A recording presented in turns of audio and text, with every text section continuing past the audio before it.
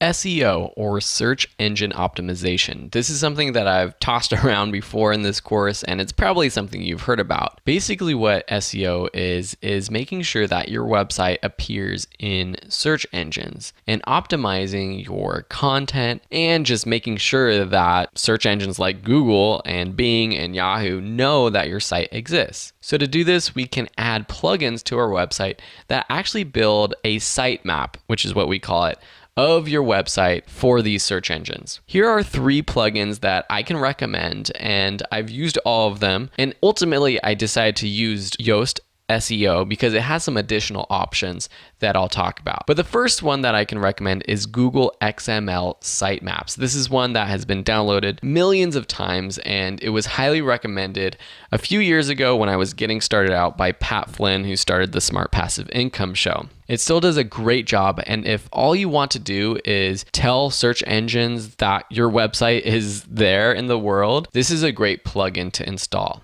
The other 2 options have some additional bonuses, such as things like helping you make sure that your content is SEO friendly. All-in-one SEO pack is one option, and Yoast SEO is the other.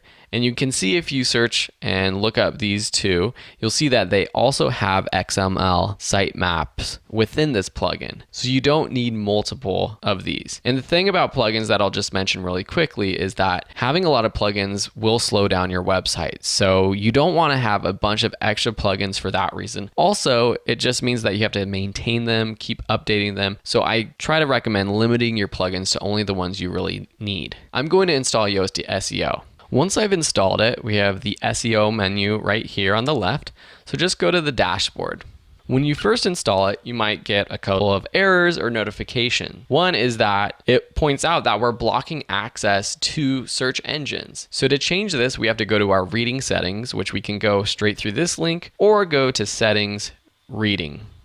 Down here we have search engine visibility, so we want to uncheck this to make sure that our site can be searched by search engines. We'll save changes. And let's go back to the SEO dashboard. Now we have to configure our plugins. So the first notification tells us where we can do that. So click Plugin to configure. And you're going to have to walk through a series of steps to configure Yoast. So just go through this menu, and then once you're done with that, come back to this video. So pause this video and then come back. Here I'm on my Video School Online site, and I already have Yoast installed, so I want to show you what it can do.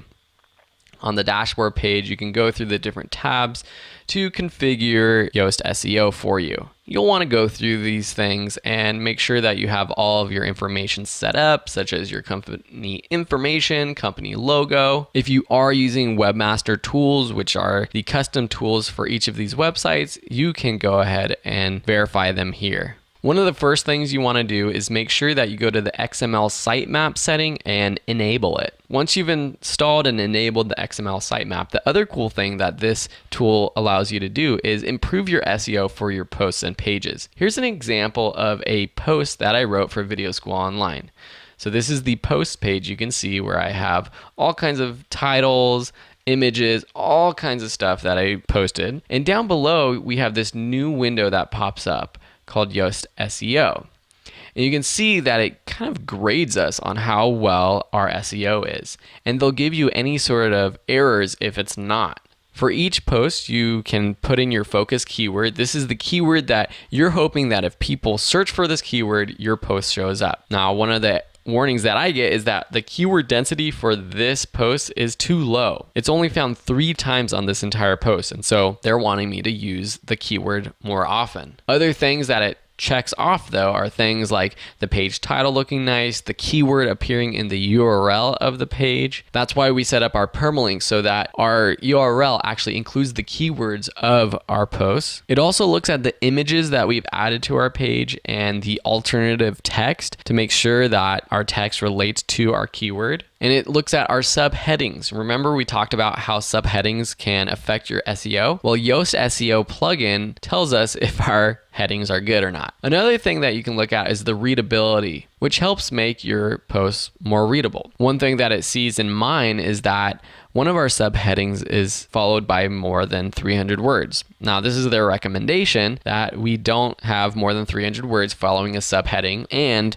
if we do, to use another subheading. Here's an example of a blog post I did for my podcast, and this one has a lot more warnings, so I really need to work on this. The keyword is Teresa Greenway interview, which I plugged in here, but I have lots of problems with that because it's not included in the title, it's not in the URL, it's not in any of the headings really. So I do have to work a bit on this post, but that's why Yoast SEO is so great. It helps us make our posts much more SEO friendly. So that's the Yoast SEO plugin. It's a great way to make sure that sites can find your website.